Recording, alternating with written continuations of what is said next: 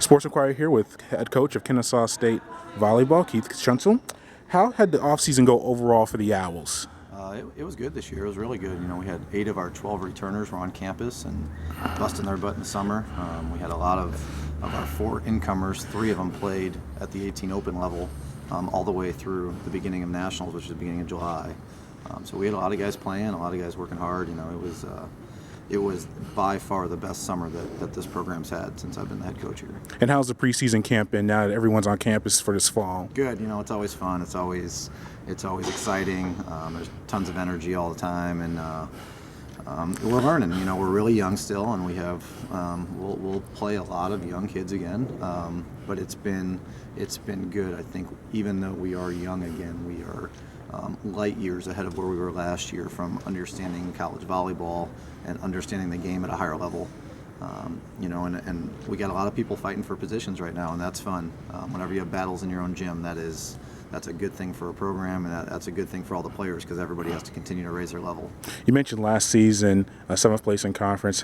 What can you take from that last season and carry it over into this year? The biggest thing is just, and all of our we had the 6 freshmen last year who many of them played, and many of them, they're all sophomores now, many of them have said, I know what's going to go on this year. I know how it's going to work, and that's what you take the most, just the experience. You make sure that your players are learning as you go.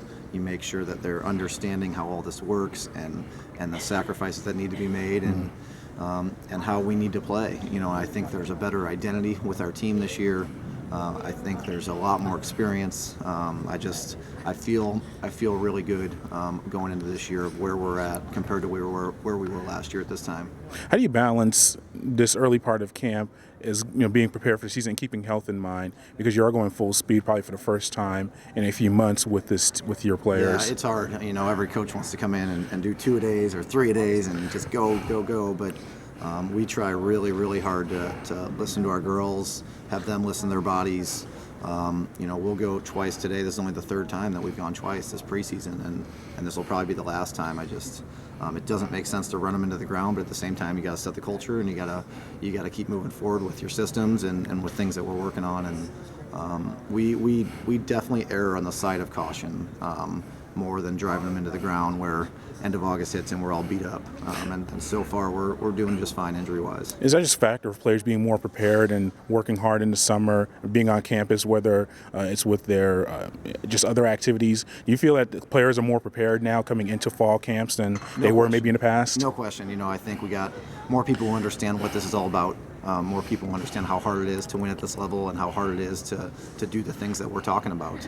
I feel like that we have more people mentally prepared and physically prepared to what they're going through and what the season is gonna put them through.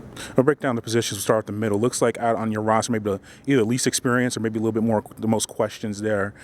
Is that something that you see, or am I maybe a little bit inaccurate with that? Yeah, the good thing is we have 4 players who we could start any of the 4 in the middle.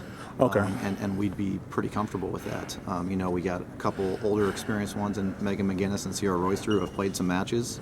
We have Rachel Taylor, who's a sophomore, who started most of the year last year and is fighting for a spot. And then you got Lisa Lengelbrecht, who's a big physical kid, who's a freshman, who's learning, who's getting stronger, but is as skilled as anybody in our team and doing some great things. So I feel, whereas there is still a little inexperience there, I feel we do have good depth at that position, that we have 4 people that we can work through.